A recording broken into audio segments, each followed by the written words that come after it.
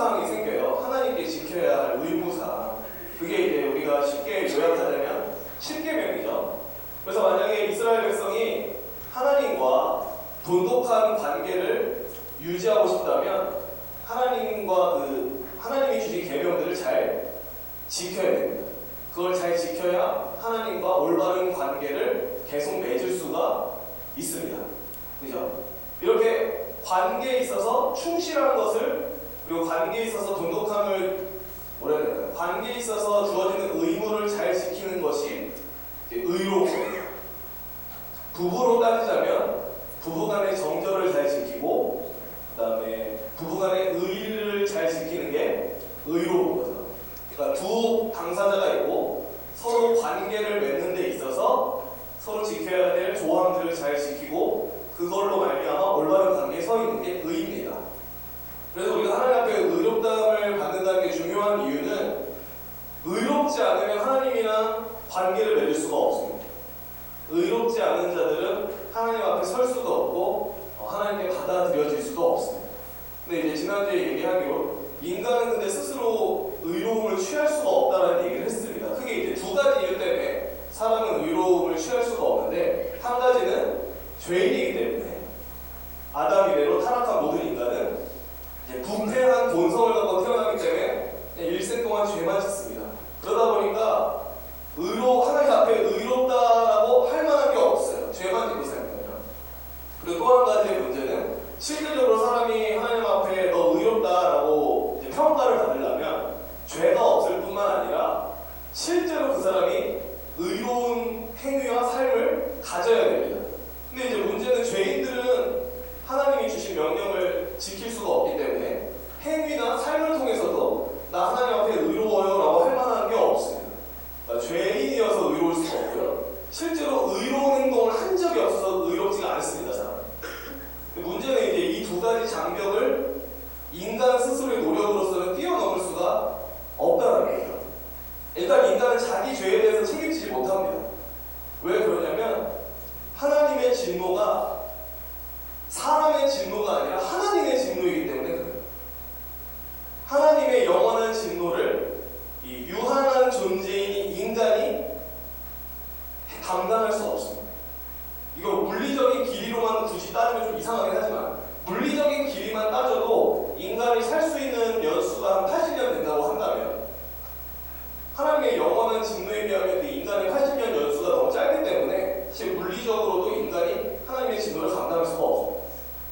그래서 하나님의 진노를 감당하기 위해서 오신 게 예수님이시죠. 예수님은 하나님의 진노를 감당할 수 있으세요. 왜 그러죠? 그분이 하나님이십니다.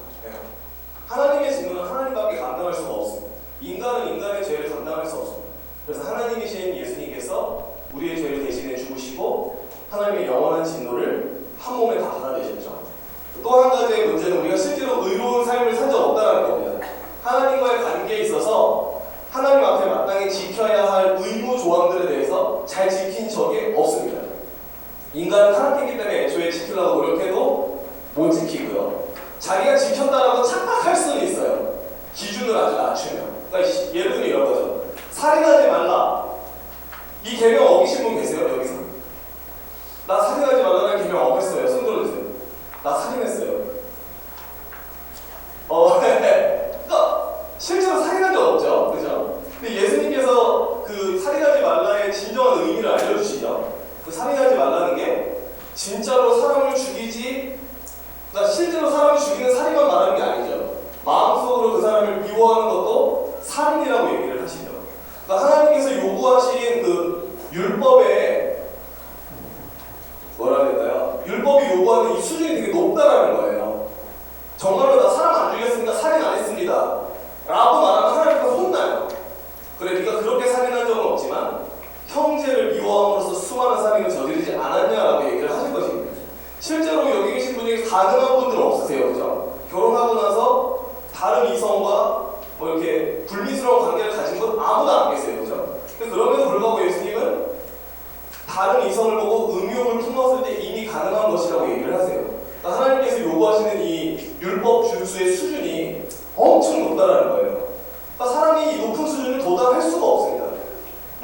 수준은 도달할 수 있죠. 실제로 우리 사랑 안 했잖아요. 실제로 우리 가늠 아무도 안 했잖아요.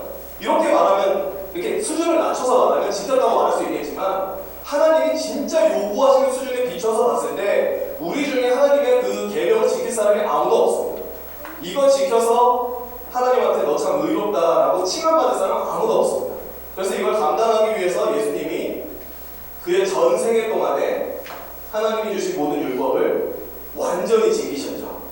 겉으로뿐만 아니라 이 마음속 내면의 동기로까지 완전히 지키셨고, 예수 그리스도를 믿는 자에게 주어지는 혜택은 예수님이 이루신 완전한 순종이 누구 걸로 여겨지는 걸까요? 믿는 자의 것으로 여겨집니다. 내가 믿었으면 저는 실제로 순종을 한 적이 없지만 예수님이 순종하신 것처럼 나도 순종했다라고 하나님이 여겨주십니다. 그래서 예수님 때문에 이 두 가지 문제가 해결이 되는 거예요. 죄의 문제와 실제로 의로운 삶을 살았느냐의 문제가 해결이 됩니다. 그래서 예수 그리스도를 믿는 자만이 하나님 앞에 의롭다라고 여김받을 수 있습니다. 너는 나와의 관계에 있어서 바르다라고, 너는 내 앞에서 온전히 행하고 있다, 너와 나 사이에 어떤 장벽이나 이런 것이 없다라고 얘기를 들을 수가 있는 거죠.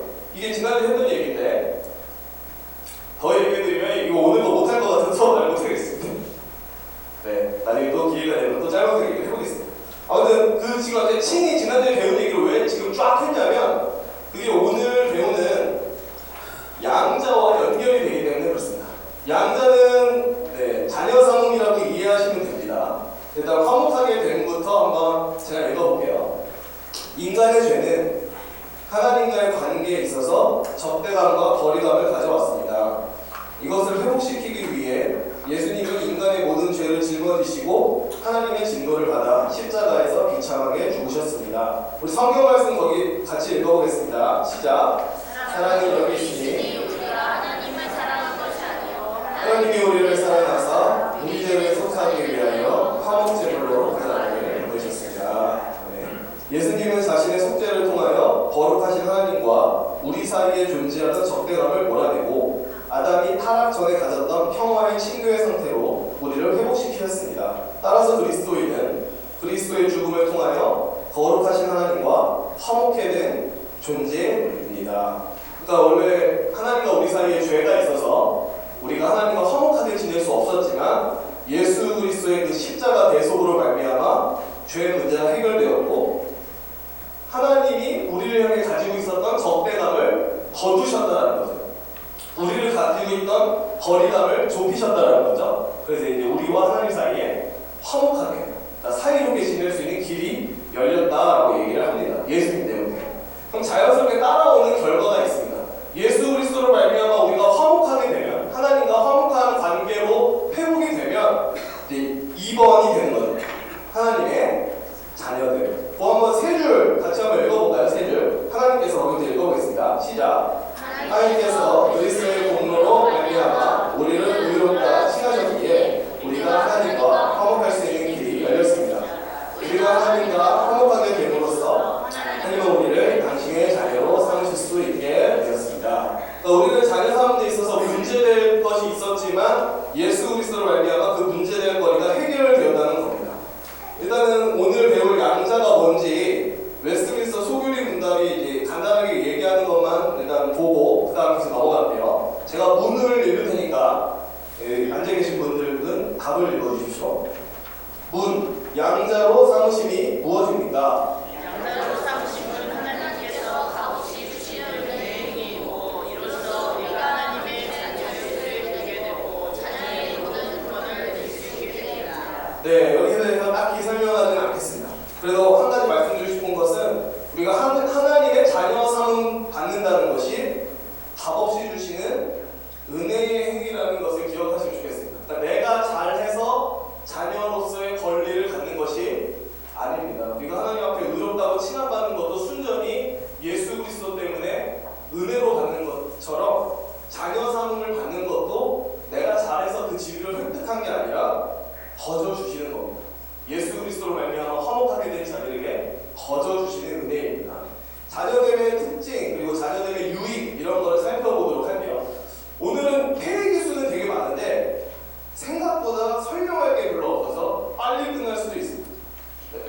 벌써 시간을 들이키면 혼나니까 더 얘기 안 하겠습니다.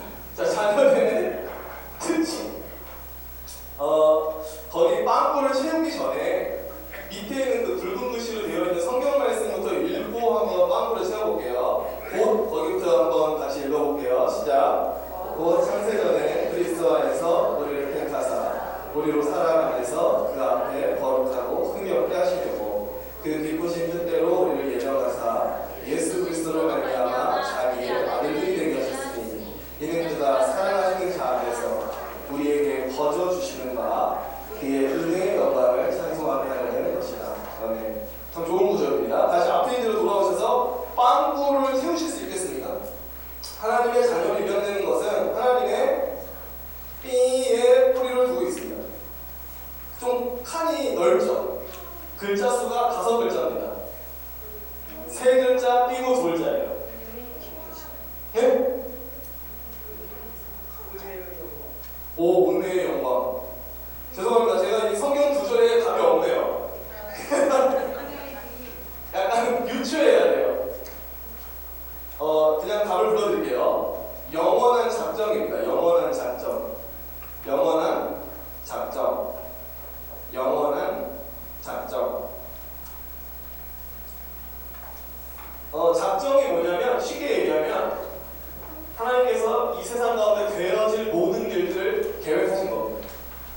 되어질 모든 일들을 계획하신 것이고 이 되어질 모든 일들을 계획하신 작정 안에는 뭐도 들어가 있냐면 그의 그 택한 백성을 구원하는 내용도 들어가 있습니다. 그러니까 제가 말씀드리고 싶은 것은 하나님이 우리를 자녀 삼기로 하셨다면은 그거는 한 1985년쯤에 결정했다든지 1957년쯤에 결정한 게 아니라 우리를 자녀 삼으시고자 하는 결정을 언제 내신 거죠? 영원 전에 이 세상이 시작되기도 전부터 우리의 이름을 아시고 여기 있는 분들 성함을 막 부르면 좀 이상하니까 정종택이를 나의 자녀로 삼겠다라는 그런 계획이 이미 창세전에 있었다는 거죠. 그래서 이 페이지 거기 두 번째 줄 보시면 하나님은 영원 전부터 우리의 이름을 알고 계셨고 자녀 삼기 원하셨습니다라는 얘기를 합니다. 계속해서 넘어갈게요. 요것도 2번도 이거는 지난주에 배웠던 내용 중에 하나가 그 답이거든요. 그러면 갈라디아서 4장 4절에서 7절만 한번 읽어보겠습니다. 그 굵은 글씨만 같이 읽어볼게요. 시작. 때가 참에 하나님이 그 아들을 보내사 여자에게서 나게 하시고 율법 아래 나게 하신 것은 율법 아래 있는 자들을 속량하시고 우리로 아들의 결혼을 얻게 하려 하시니라. 너희가 아들이므로 하나님이 그 아들의 영을 우리 마음 가운데 보내사 내가 부르게 하셨느니라. 그러므로 내가 이 부르는 종이 아니요 아들이니 아들이면 하나님으로 말미암아 유업을 받을 자니라. 여기 지금 위에 이제 빈칸 있잖아요. 그리스도께서 행하신 우리의 입양과 연결됩니다라고 했을 때 힌트 구절은 뭐냐면 때가 참에 하나님이 그 아들을 보내사 여자에게 나게 하시고 율법 아래 나게 하신 것은 이게 사실은 힌트거든요. 혹시 지난주에 예수 그리스도께서 우리를 의롭다 하시기 위해서 행하신 2가지 순종을 얘기를 했었어요. 혹시 기억나세요? 네, 괜찮습니다. 왜냐하면 이게 낯선 용어라 기억이 안 날 수 있습니다. 고난의 순종. 또 하나 뭐였죠? 네, 지난주 교본 보시고 대답해 주셔서 감사합니다. 그러니까 예수님이 우리를 의롭다 하시기 위해서 행하신 2가지 순종이 있는데 하나는 우리의 죄를 대신해 죄를 짊어지고 죽으신 고난의 순종. 그렇죠? 기억나시죠? 그런 게 있었던 것 같다라고 하고. 또 하나는 우리가 지켜야 할 율법을 예수님이 대신 지키신 율법 준수의 순종이 있다고 얘기를 했습니다. 그래서 답은 뭐냐면 율법 준수의 순종이에요. 그러니까 우리가 하나님의 자녀되는 것과 관련 있는 게 뭐냐라고 굳이 얘기한다면 갈라디아서 이 말씀을 근거로 예수 그리스도의 율법 준수의 순종이 우리가 하나님의 자녀되는 것과 연결된다는 겁니다. 거기서 이제 바울이 뭐라고 얘기냐면 하나님이 그 아들, 그러니까 예수 그리스도를 여자에게서 나게 하시고 율법 아래 나게 하신 것은 우리로 아들의 명분을 얻게 하려 하십니다. 이런 얘기를 하거든요. 율법 아래 나게 하셨다는 말을 쉽게 얘기하면 예수 그리스도가 율법을 지켜야만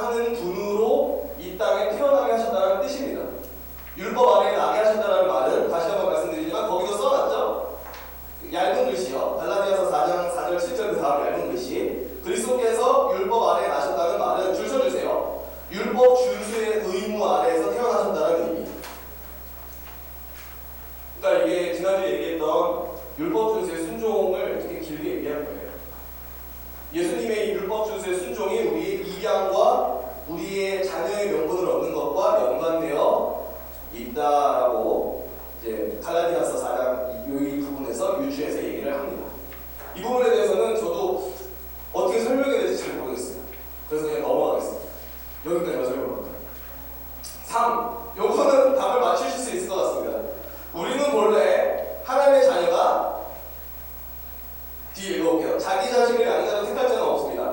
우리는 본래 자녀가 될 수 없는 죄인들이었으나 하나님의 은혜로 말미암아 자녀의 지위로 택함받았습니다. 이 빈칸은 뭘까요? 우리는 본래 하나님의 자녀가 맞아요. 아니다예요. 아닙니다. 아닙니다가 답입니다. 제가 뭐라고 했죠? 우리는 하나님의 자녀가 아닙니다가 답입니다. 본래. 그래서 양자 섞는 거죠. 친자가 아니라 양자 섞는 겁니다. 그러니까 성경도 우리가 하나님의 친자라고 얘기하지 않죠. 양자라고 얘기를 하죠. 갑자기 요거를 왜 말씀드리냐면 모르겠어요. 어느 이단인지 정확히 모르겠는데 어느 이단이 막 그런 식으로 꼬신다고 들었거든요. 너희는 하나님의 양자라며 양자는 천국 못 가. 하나님의 친자만 천국 갈 수 있어. 그럼 어떻게 친자가 될 수 있어? 나 따라와봐. 나랑 같이 가서 성경 공부해. 이렇게 하는 데가 있다고 하면 찾아보니까 어딘지 모르겠어요. 아무튼 그래서 포인트는 우리는 양자입니다. 굳이 엄밀히 친자를 말하자면 누가 친자일까요? 그쵸, 예수님이 친자죠. 예수님 친자라고 하면 좀 많이 이상하네요. 그쵸, 친자? 네. 하나님에 대해서 설명하기가 너무 어렵습니다. 특히 삼위일체 관련된 것은 설명이 어려워서 말을 조심하겠습니다. 다음 넘어갈게요. 4. 자녀됨은 우리의 내면을 변화시키는 것이 아니라 이거 어떻게 알았어요? 법정적 행위예요. 써주세요. 법정적 행위. 법정적 행위. 그러니까 서류상으로 우리를 이제 자녀로 데리고 왔다 이렇게 이해하시면 될 것 같아요. 이 얘기를 왜 하냐면 그 뒤에 부분을 한번 제가 읽어볼게요. 빈민가에서 부모 없는 고아를 누가 데려다가 자녀로 삼았다면 그것은 법적으로 그를 자녀 삼은 것입니다. 그러므로 입양된 고아가 단숨에 과거의 마음과 행동을 다 버리고 새 삶을 살게 되는 것은 아닙니다. 그러니까 이 얘기를 왜 썼냐면 하나님의 자녀가 되었다고 해서 그 날을 기점으로 우리가 곧바로 하나님 자녀스러운 모습으로 확 변하는 게 아니라는 거죠. 그래서 이제 우리가 주변에 있는 믿는 사람들을 봤을 때 이제 함부로 정죄하거나 평가하면 안 되는 거죠. 너는 하나님의 자녀가 아닌 것 같아. 이런 식으로 얘기하면 안 되는 겁니다. 왜냐하면 하나님의 자녀가 됐다고 해서 그 시점으로 곧바로 다른 사람이 되는 건 아니기 때문에. 하지만 분명한 것은 아직 삶이 변하지 않았고 어떤 행동, 그런 태도 이런 것들이 아직 덜 변했어도 분명한 것은 호적은 이미 하나님을 아버지로 둔 호적에 옮겨져 있는 상태라는 겁니다. 그리고 사실 이 법정적인 행위, 그러니까 우리가 하나님의 자녀가 되었던 이 법정적 행위는 번복되지 않습니다. 그러니까 우리가 죄를 지었다고 해서 악한 일을 저질렀다고 해서 하나님이 우리를 호적에서 파는 일은 없어요. 사실 엄밀하게 말하면 호적에서 파는 일은 없어요. 하지만 그러면 안 되겠죠. 하나님이 나를 호적에서 팔 일 없으니까 막 살아야지 신난다. 이거는 내가 하나님의 자녀 되었다는 은혜를 믿는 사람이 보일 태도는 아닙니다. 그죠? 이 얘기 나중에 또 계속해서 뒤로 가서 하겠습니다. 아무튼 하나님의 자녀가 됐다고 해서 그날을 기점으로 180도 다른 사람이 되는 것은 아니라는 겁니다. 변하는 거는 이제 다음 주에 성화 얘기할 때 그때 얘기할 겁니다. 실제로 우리가 하나님의 자녀스러운 모습을 변하는 과정은 다음 주에 얘기하겠습니다. 5번. 하나님은 자녀된 자들에게 뭘 주실까요? 무엇은 계속해서 우리의 영과 더불어 우리가 진실로 하나님의 자녀임을 증언하십니다. 자, 그럼 로마서를 읽으면 맞추실 수 있습니다. 로마서 같이 한번 읽어볼게요. 시작. 너희는 다시 무서워하는 종의 영을 받지 아니하고 양자의 영을 받았으므로 우리가 아빠 아버지라고 부르짖느니라. 성령이 친히 우리의 영과 더불어 우리가 하나님의 자녀인 것을 증언하시나니 자녀이면 또한 상속자 곧 하나님의 상속자요 그리스도와 함께한 상속자니 우리가 그와 함께 영광을 받기 위하여 고난과 함께 받아야 할 것이니. 답이 뭘까요? 하나님은 자녀된 자들에게 뭘 주시죠? 맞습니다. 성령. 그 뒤에 빈칸은 뭘까요? 맞아요. 성령이에요. 네. 성령. 일단은 이게 있습니다. 일단 지금 로마서 말씀을 읽으면 성령님이 우리 안에 오셔서 우리의 영혼과 더불어서 이제 내가 하나님의 자녀라는 것을 알게 하시고 하나님을 아버지라 부르게 하신다는 얘기가 있습니다. 근데 위에 그 2번 보시면 갈라디아서 말씀에도 비슷한 내용이 있죠. 갈라디아서 말씀 그 굵은 글씨 네 번째 줄에 보면 제가 읽어볼게요. 너희가 보이세요? 너희가 아들임으로 네 번째 줄 너희가 아들임으로 하나님이 그 아들의 영을 우리 마음 가운데 보내사 아빠 아버지라 부르게 하셨느니라. 여기서 아빠 아버지라고 부르는 주체는 누굴까요? 너희가 아들임으로 하나님이 그 아들의 영을 우리 마음 가운데 보내사 아빠 아버지라 부르게 하셨느니라. 여기서 아빠 아버지라 부르고 있는 건 누구예요? 한글 성경으로 보면 누구로 보이죠? 나로 보이지 않아요? 나 믿는 사람, 성령 받은 사람. 근데 이게 원어 성경으로 보면 이 헬라어는 명사에 성이 있어요. 남성 명사, 여성 명사, 중성 명사가 있어요. 그러면은 이 해당 명사랑 동사를 짝지으려면 동사도 중성 명사에 맞는 형태로 바꿔야 되고 여성 명사의 형태로 여성 명사와 맞는 형태로 바꿔야 되고 남성 명사와 맞는 형태로 바꿔야 되거든요. 근데 여기서 아빠 아버지라고 부르게 하셨느니라 할 때 이 부르는 게 중성으로 돼 있어요. 중성.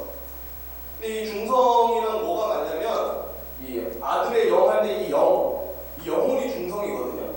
그러니까 이 구절은 내가 하나님을 아빠 아버지라고 부른다는 소리가 아닙니다. 그러니까 갈라디아서 여러분. 내가 하나님을 아빠 아버지로 부르는 게 아니고 내 안에 들어오신 성령님이 아빠 아버지라고 부른다는 거예요. 그러니까 이렇게 이해하시면 됩니다. 먼저 성령님이 우리 안에 오셔서 내 안에 계신 성령님이 하나님을 향해 아빠 아버지라고 부르시기 시작하시면 우리의 영혼도 그 성령님과 더불어서 하나님을 아빠 아버지라고 부르게 된다는 거예요. 그래서 우리가 실제로 아빠 하나님을 진짜 그런 거 있죠. 종교적인 언어로서 그냥 원래 교회 다니면 하나님 아버지라고 부르는 거야 이런 거 말고요. 진짜 마음속 깊은 데서 하나님을 향한 친밀감을 가지고 그분이 나의 피난처요 의지처요 실제로 나의 아버지라는 확신을 가지고 아빠 아버지라고 부를 수 있는 이유는 내 안에 들어오신 성령님이 먼저 내 안에서 하나님을 향해 아빠 아버지라고 부르기 시작하시고 그것과 더불어 내 영혼도 같이 하나님을 향해서 아빠 아버지라고 부른다는 거예요. 실제로 내가 아빠 아버지라고 하나님을 진짜로 온 마음 다해서 간절하게 부를 수 있다면 사실 이건 가벼운 일이 아닙니다. 성령님이 내 안에서 아빠 아버지라고 부르짖는 그 일이 선행되었다는 의미예요. 그냥 말씀드리고 싶었습니다. 갈라디아서 4장 같은 경우는 좀 특이하기 때문에 그 5번도 그 얘기를 합니다. 5번 그 로마서 제가 지금 앞부분 읽어볼게요. 너희는 다시 무서워하는 종의 영을 받지 않고 양자의 영을 받았으므로 여기서 말하는 양자의 영이 성령님이시죠. 우리가 아빠 아버지라고 부르짖느니라. 성령이 친히 우리의 영과 더불어 우리가 하나님의 자녀인 것을 증언하시나니 라고 얘기를 합니다. 성령님이 우리 안에 부르짖기 시작하시면 그 영향에 따라서 우리도 같이 하나님을 향해 아빠 아버지라고 부르는 일이 일어난다는 거죠. 특별히 이 로마서 9절에서 설명해드릴 부분은 뭐냐면 거기 얇은 글씨 그 로마서 8장 15절에서 17절 바로 닫고 그 다음 부분입니다. 성령께서는 우리가 하나님의 자녀라는 사실을 계속해서 증언하시는데요. 그 괄호 안에 내용을 보시면 증언하시나니라고 번역되어 있는 이 헬라어 원어가 현재 시제로 써있대요. 근데 이 현재 시제가 뭐가 중요한 게 아니고요. 현재 시제로 쓰면 그 동작이 지속된다는 의미거든요. 그러니까 성령님이 우리 안에서 내가 하나님의 자녀가 맞다라는 사실을 증언하시는데 이 증언하시는 행위가 뭐 잠깐 있다 말고 사라지고 그런 게 아니라 계속 있다라는 거예요. 우리 안에 계신 성령님이 계속해서 내가 하나님의 자녀가 맞다라는 것을 계속해서 하나님을 향해 증언하신다는 거예요. 계속해서 이 동작이 멈추지 않는다는 겁니다. 네, 그거를 아시면 될 것 같습니다. 그래서 우리의 자녀의 신분이 어떤 박탈된다든지 잃어버린다든지 호적에서 파진다든지 이런 일은 사실 일어나지는 않습니다. 6번을 같이 한번 읽어보겠습니다. 6번 읽겠습니다. 시작. 성령님은 내가 하나님의 아들이고 하나님이 나의 아버지라는 사실을 확인할 수 있도록 만들어 주십니다. 그러나 이 확신이 우리 안에 항상 똑같이 존재하는 것은 아닙니다. 은혜를 많이 받고 하나님의 사랑과 자비 속에서 살아갈 때는 내가 하나님의 자녀이고 하나님께서 나의 아버지라는 사실을 강력하게 확신하지만 믿음이 식어지고 죄 가운데 살아가면 이 확신이 옅어지게 됩니다. 이 설명은 그냥 이해가 되시죠?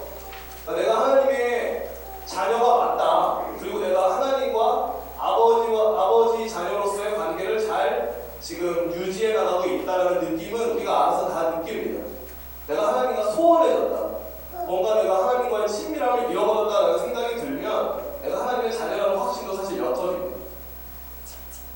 뭐 이런 거는 손 들라고 이렇게 여쭤보기가 좀 뭐하네요. 나는 하나님의 자녀라는 확신 가운데 요새 살고 있어요. 손 들어주세요. 막 이런 거 물어보시는데 물어볼까요? 네, 다들 네, 그렇습니다. 그러니까 처음 은혜 받고 막 예수님의 사랑에 감격하고 예수님을 보내신 성부 하나님의 사랑에 감격했을 때는 내가 하나님의 자녀가 되었다는 것에 대해서 내가 감격하고 기뻐하고 좋아할 수 있는데 이게 항상 한결같지는 않다는 거예요. 그래서 우리가 사실 거룩한 삶을 살아가야 되는 중요한 이유 중에 하나가 사실 이거죠. 그죠?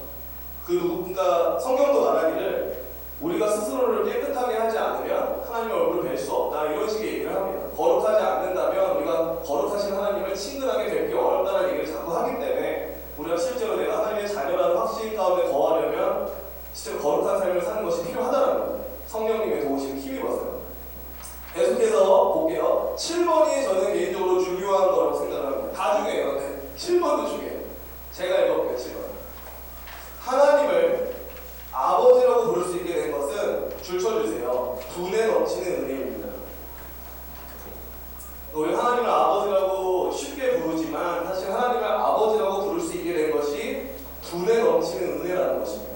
그러니까 우리가 감히 넘볼 수 없는 은혜였다는 거예요. 설명을 해볼게요. 우리가 성부 하나님을 가리켜서 이 성부가 번역하면 이거죠. 거룩하신 아버지죠. 우리가 성부를 거룩하신 아버지라고 부르는 이유는 그분이 우리의 아버지이기 때문에 거룩한 아버지라고 부르는 게 아닙니다. 1차적으로요. 맞아요. 왜? 답을 써보세요. 1차적으로 누구의 아버지시기 때문이죠, 성부가? 맞아요. 예수 그리스도의 아버지이기 때문에 그분이 성부라고 불리는 겁니다. 예수님은 항상 하나님께 기도할 때 하나님을 뭐라고 부르죠? 하나님이라고 부릅니까? 보세요. 복음서 보시면 예수님은 하나님 부를 때 하나님이라고 안 불러요. 아버지라고 불러요. 아버지. 하나님이라고, 그 마태복음 같은 경우는 한 번도 하나님이라고 안 부르다 딱 한 번 하나님이라고 부르는 때가 있습니다. 예수님. 언제일까요? 맞추시는 분한테는 제가 이거 진짜 이건 청보도 캔디 드리겠습니다. 마태복음에서 예수님은 계속 하나님을 아버지라고 부르다가 딱 한 번만 하나님을 아버지라고 안 부르고 하나님이라고 부르는 때가 있어요. 언제일까요? 오! 어떻게 하셨어요? 오, 맞아요. 오, 내가 청포도 캔디는 이제 안 좋아질 것 같아서 홍삼 캔디 이런 거. 보시면 십자가에서 돌아가시기 전에 외치셨던 말이 엘리 엘리 라마 사박단이죠. 거기서 엘리가 나의 하나님이라는 뜻이죠. 예수님이 처음으로 하나님을 아버지라고 안 부르고 하나님이라고 부르는 장면이에요. 왜 그럴까요? 왜 하나님을 아버지라고 부르고 하나님이라고 부르나요? 너무 죽었습니다. 이거 죽었네 나의 하나님 이런 느낌이었어요. 그게 이제 죄가 가지고 있는 무서운 파괴력을 하는 거죠. 하나님을 아버지라고 친근하게 부르던 예수님을 지금 아버지라고 부르고 하나님이라고 부르고 있어요. 인간의 모든 죄를 짊어지신 그 사태였기 때문에. 아무튼 그래서 일반적으로 예수님은 계속 하나님을 아버지라고 불러요. 그래서 우리는 그 성부 하나님을 가리켜서 아버지라고 하는 거예요. 우리의 아버지시기 때문에 성부라고 해도 맞지만 오리지널, 그러니까 왜 성부시냐, 왜 거룩한 아버지냐라고 하냐면 그분이 예수 그리스도의 아버지시기 때문에 우리의 아버지 이전에 온 피조물의 아버지 이전에요. 그 다음 성자께서 세 번째 줄입니다. 성자께서 거룩하신 아들, 이 성자가 거룩할 성의 아들 자자니까 거룩하신 아들이라고 불리는 이유는 그분이 누구의 아들이기 때문입니까? 성부의 아들이에요. 맞아요. 하나님이라고 다 맞는데요. 좀 더 이제 엄밀하게 구분해 써볼게요. 성부의 아들이시기 때문이죠.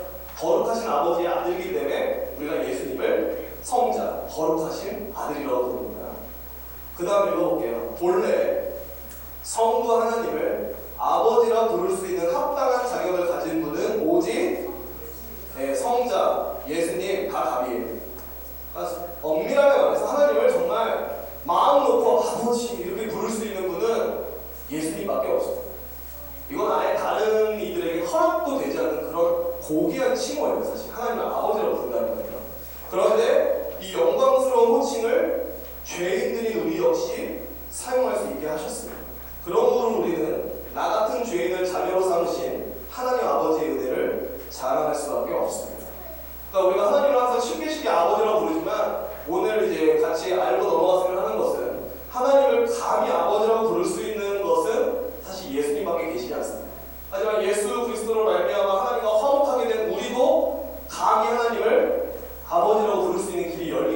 그래서 앞으로는 하나님을 아버지라고 부를 때 뭔가 이렇게 한번 감동을 느끼시면서 부르면 좋을 것 같아요. 와, 하나님을 원래 함부로 아버지로 부를 수 없는 거였구나. 이게 원래 우리한테 허락되지 않았던 거였구나 라고 생각하시면서 감사하게 부르시면 좋을 것 같아요. B. 자녀됨의 유의. 하나님의 자녀가 되면 뭐가 좋습니까? 라고 한다면 이제 좀 보겠습니다. 1. 우리는 이제 확신을 가지고 은혜의 보좌로 나갈 수 있는 권리를 가졌습니다. 히브리서 같이 읽어볼까요? 시작. 긍휼한 시간을 갖고 때를 따라 돕는 은혜를 얻기 위하여 은혜의 보좌 앞에 담대히 나아갈 것입니다. 네, 그 뒤에 있는 얇은 글씨도 같이 읽을게요. 시작. 우리는 약할 때에도 잘못했을 때에도 네, 그렇습니다. 이것이 자녀가 갖는 유익입니다. 그러니까 제가 아직 아이를 안 키워봐서 얘기할 수가 없지만 이게 부모님의 심정이라면 어떤 건지 이해가 되시겠죠? 부모님이 뭐 자녀가 잘못하고 뭐 좀 눈 밖에 나는 행동을 했다고 해서 포적을 타버리거나 내 앞에서 나타나지 마라 이런 행동을 취하는 것을 본 적이 저는 없어요. 물론 아버지한테 많이 맞은 적은 있지만 항상 기억하는 건 그거예요. 아버지는 항상 많이 때리면 그 때린 부위를 씻어주고 약 발라주시는 것을 했었습니다. 하여튼 아무래도 자녀 내팽개치는 부모 없다는 얘기입니다. 네, 그래서 우리가 때로 그러니까 우리 양심은 계속 고소하죠. 지난주에 얘기했지만 양심은 계속 우리를 고소해요. 너 같은 게 무슨 하나님의 자녀야. 너 같은 게 무슨 뻔뻔하게 하나님 앞에 서느냐. 뻔뻔하게 서도 되는 겁니다, 사실. 근데 우리가 그 뻔뻔함을 잘 발휘하지 못해요. 사실 저도 잘 발휘하지 못해요. 때로는 좀 하나님 앞에 뻔뻔하게 나가서 은혜를 구하고 회복을 구해야 되는데 혼자 죄책감에 빠져가지고 어둠 속에 골방하고 있을 때가 많은 것 같습니다. 공감하시죠? 예, 한 15분 공감하셨습니다.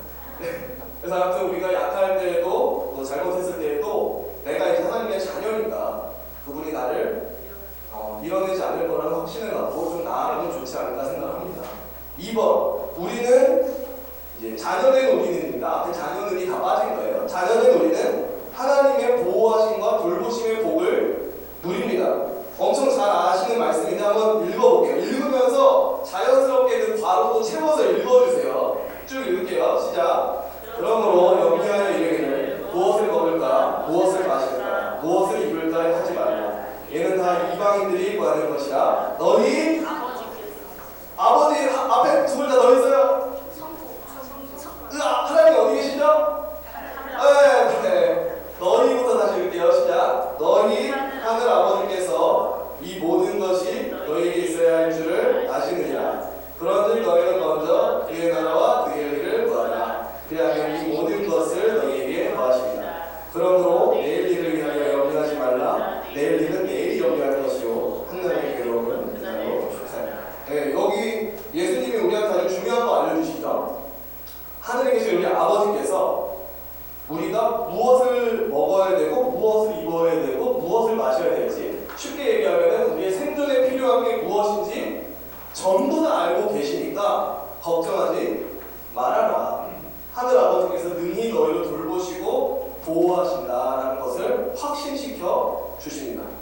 그러니까 이거는 하나님의 자녀가 누리는 거죠. 뭐 이런 경험은 다 많이 있으시죠? 하나님이 필요할 때마다 뭐 필요한 거 채워주시고 부족할 때 뭐 더해주시고 이런 경험이 다 있으시죠? 저는 이걸 예전에 이제 수요성경대학 오전반 오후반 때 했던 얘기인데 또 하겠습니다. 예를 들면 이런 거예요. 저 같은 경우는 집에 쌀이 떨어지고 있는지 몰랐습니다. 집에 쌀이 떨어지고 있는지 몰랐는데 그 부목사님이 쌀을 주셨어요. 이거 시력 막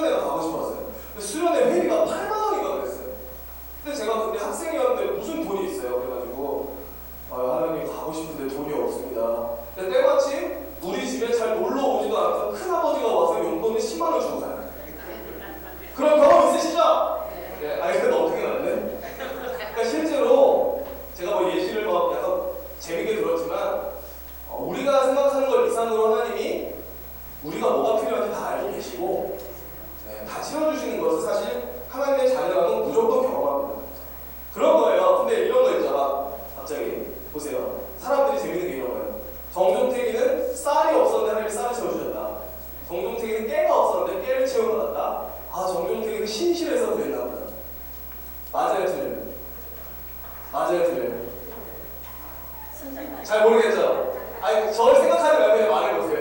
정종택이 신실했기 때문에 쌀을 제때 받은 거고, 정종택이 하나님 앞에서 거룩한 사람이기 때문에 깨를 제때 받은 겁니까? 아니죠. 솔직히 그건 아니에요. 물론 이제 우리가 잘하면 하나님이 그건 있어요. 네가 잘한 것에 대해서 더 열심히 할 수 있도록 동기를 북돋아주기 위해서 좋은 걸 주실 때가 있어요. 근데 못했다고 해서 안 주시는 것도 아니에요. 물론 못했을 때 거두시기도 하죠. 멈추시기도 하는데 그렇다고 해서 너무 기계적으로 생각하면 안 된다는 거죠. 하나님은 잘하면 주고 못하면 끊고 이런 분은 아니에요. 솔직히 말하면 제가 쌀 받고 깨 받았다는 것은 제가 정말 하나님 앞에 거룩하고 성결하게 살았기 때문이라고 생각 안 해요. 그냥 하나님의 자녀가 받는 복인 겁니다. 이거는. 때문에 내가 기도 못했어도, 필요를 인지하지 못했어도, 그렇다고 기도하지 말라는 소리가 아니고요. 이런 돌보심의 복을 모든 하나님의 자녀는 받는다는 거죠. 특별히 그 밑에 이제 얇은 글씨가 중요해요. 거기 보면 손이 수고한 대로 얻을 수 없는 이 세상에서 우리는 하나님의 채우심을 경험합니다. 이게 뭐냐면 아담이 타락할 이후로 인간에게는 문제가 생겼죠. 무슨 문제가 생겼냐면 100의 노력을 기울여서 100의 수확을 얻지 못해요. 200의 노력을 기울여서 200의 수확을 얻지 못하게 됐어요. 땅이 저주받았고 세상이 저주받았기 때문에. 그래서 100을 수고했어도 80밖에 못 받는 일이 생기는 거예요. 20의 부족함이 생기죠.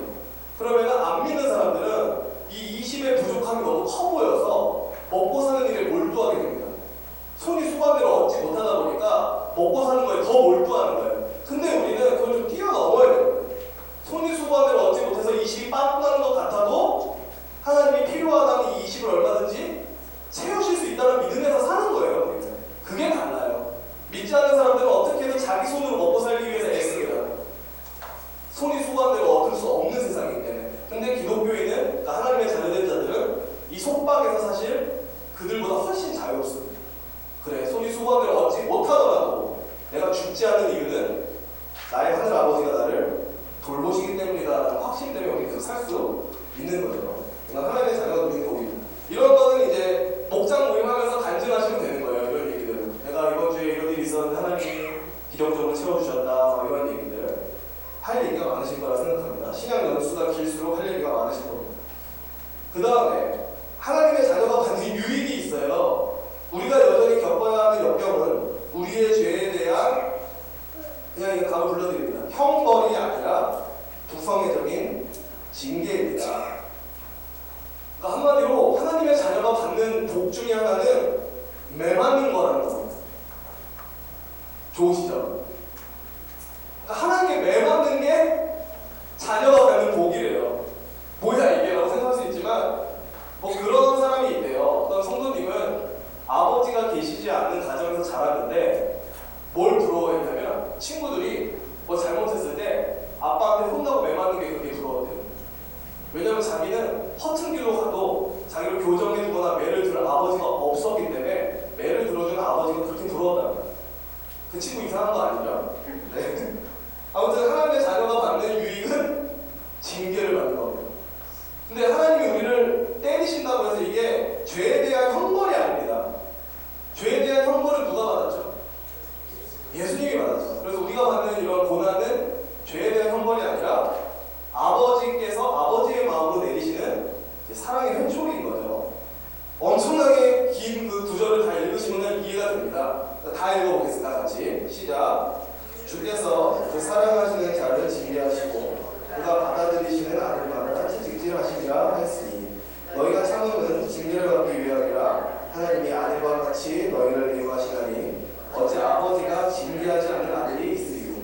징계는 다 받는 것이거늘 너희에게 없으면 사생자요 친아들이 아니니라. 또 우리 육신의 아버지가 우리를 징계하여도 공경하였거든 하물며 모든 영의 아버지께 더욱 복종하며 살려하지 않겠느냐. 그들은 잠시 자기의 뜻대로 우리를 징계하였거니와 오직 하나님은 우리의 유익을 위하여 그의 거룩하심에 참여하게 하시느니라. 무릇 징계가 당시에는 즐거워 보이지 않고 슬퍼 보이다. 후로 그로 말미암아 연단받은 자들은 미호와 평강의 열매를 맺으리라. 네. 그냥 얇은 글씨 제가 읽을게요. 이러한 징계는 줄을 쳐주세요. 하나님의 사랑. 이게 사랑에서 비롯된 것입니다.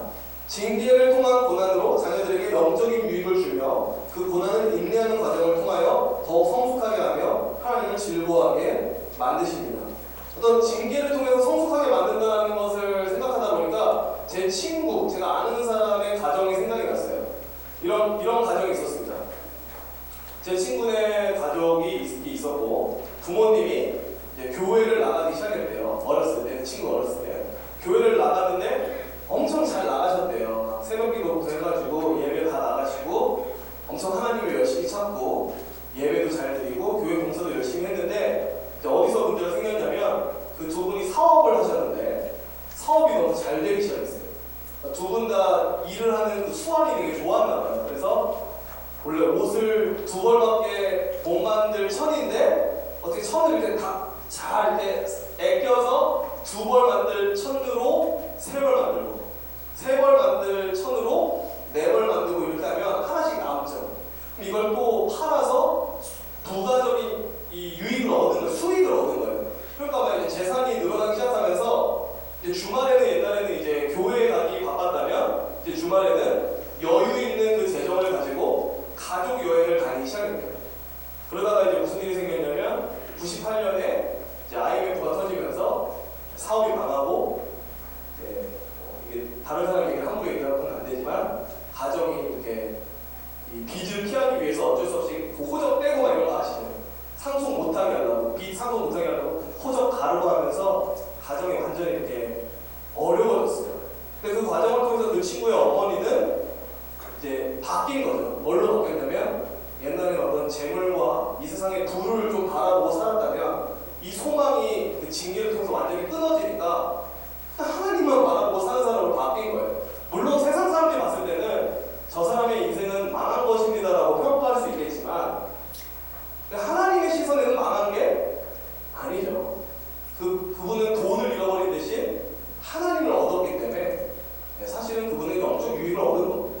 그러니까 그런 걸 통해서도 우리가 그걸 알아요. 얘가 하나님의 자녀가 맞다라는 걸 뭘로 알면 그 사람이 매 맞는 걸 보면 알아요. 야, 지금 하나님이 매 맞는 거 보니까 진짜 하나님의 자녀가 맞구나. 내가 하나님한테 매 맞는 거 보니까 내가 하나님의 자녀가 맞구나. 그러니까 우리는 그런 게 무서운 거예요. 징계가 있어서 무서운 게 아니라 징계가 없을 때가 더 무서운 거예요, 사실. 내가 생각해도 내가 막가파로 살고 있어. 내가 생각해도 좀 너무 아니게 살고 있는데 하나님이 전혀 터치를 안 하세요. 무서워요, 솔직히. 왜 이렇게 하나님이 가만히 놔둬 내버려두시지? 왜 나한테 제동을 걸지 않으시지? 이런 생각이 든단 말이에요. 그래서 매 맞는 건 복입니다, 사실. 예, 죄송합니다. 좀 이상한데 매 맞는 건 복입니다. 저도 좀 매를 안 맞은 지 오래된 것 같아서 약간 걱정이 되는데요. 매 맞는 것도 복이라는 것이죠. 그리고 이제 하나님의 자녀가 된 자들이 받는 유익은 뭐냐면 영생을 얻는다는 겁니다. 말씀을 제가 드릴게요. 그러므로 네가 이후로는 종이 아니요 아들이니 아들이면 하나님으로 말미암아 유업을 받을 자니라. 우리로 그의 은혜로 힘입어 의롭다 하심을 얻어 영생의 소망을 따라 상속자가 되게 하려 하심이라. 그러니까 말씀드리고 싶은 건 뭐냐면 성경은 이제 우리가 하나님의 자녀다라는 얘기를 하면서 동시에 뭔 얘기를 하냐면 상속자라는 얘기를 자꾸 해요. 상속자가 뭔지 아시겠지만 아버지의 재산을 물려받을 자라는 뜻이죠. 왜 우리는 하나님의 나라를 소유하게 되죠? 원래 하나님의 나라는 누구 거죠? 하나님 거죠. 근데 우리가 하나님의 자녀면 하나님의 상속자잖아요. 그럼 하나님의 것을 누가 받죠? 자녀인 내가 받죠. 그렇죠? 하나님의 나라를 내가 소유하게 되는 이유는 내가 하나님의 상속자이기 때문에 그래요. 그래서 사실 영생을 누린다는 개념은 이런 겁니다. 하나님의 나라에 들어간다는 말 이꼴 영생을 얻는다는 말과도 같아요. 하나님의 나라에 들어간다는 말은 당시 유대인들이 어떻게 이해했냐면 하나님의 나라가 완성되어서 내가 거기에 영원히 참여하리라. 다 하나님의 나라에 들어간다는 의미입니다. 한마디로 영생의 다른 말이라 생각하셔도 돼요. 하나님의 자녀가 된 자는 영생을 누립니다. 하나님의 나라를 소유합니다. 거기 보면 빈칸이 2개가 있어요. 영생은 써주세요. 현재적 소유. 그러니까 지금 누리는 것이라는 소리입니다. 현재적 소유인 동시에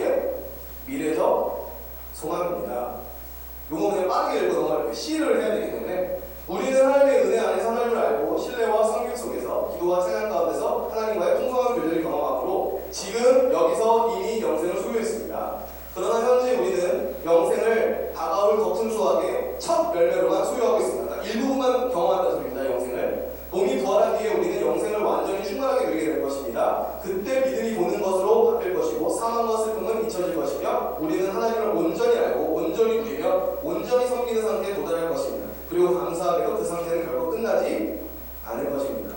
이게 영생에 대한 설명입니다. 이거는 또 다시 읽어주시면 되겠습니다. C에 대해서 얘기를 하고 싶어서 빨리 넘어갔습니다.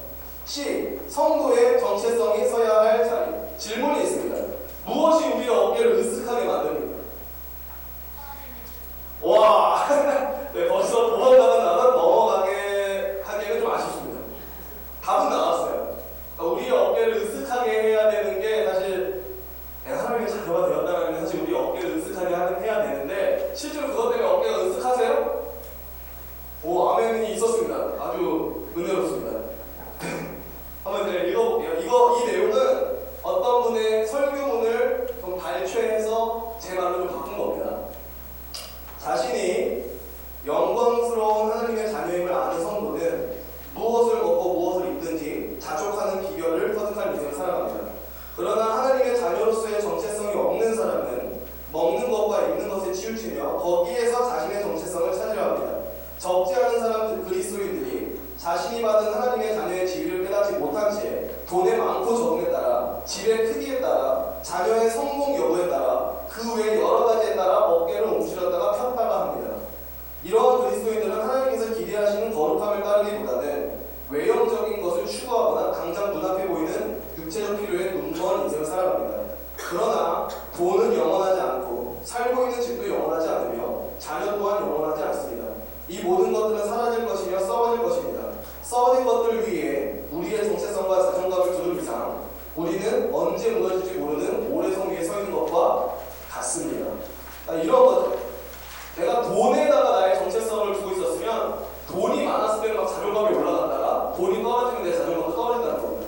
내가 내 자녀 잘 나가는 것에 내 정체성을 두고 있으면 내 자녀가 막 삼성 들어가고 대기업 들어갔을 때는 막 어깨가 펴졌다가 갑자기 막 회사 잘리고 막 중소기업 들어가고 어깨가 움츠러지고 내가 만약에 나의 소유에 나의 정체성을 두고 있었다면 내가 막 집을 큰 데로 이사가고 막 좋은 차를 살 때 어깨가 막 펴졌다가 갑자기 뭐 이게 집이 잘 안 돼서 조금만 다가가고 이사가면 어깨가 쭈그러들고 그러니까 이런 식으로 우리가 이 변동하는 것들, 영원하지 않은 것들, 썩어질 것들 위에 우리의 정체성을 세우고 있으면 우리는 항상 흔들린다는 겁니다. 모래 위에 서 있는 것처럼.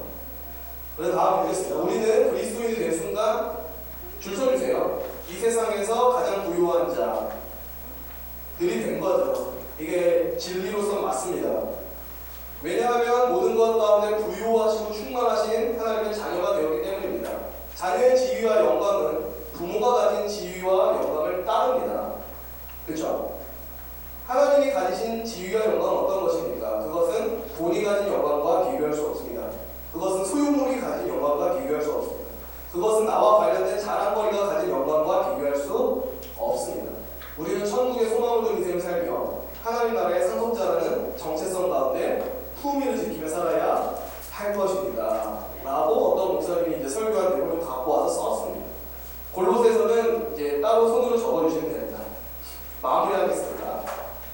오늘 양자를 통해서 배우고 이제 결론내는 것, 아버지의 사랑입니다. 한번 같이 쭉 다 읽어볼까요? 다 읽겠습니다. 시작.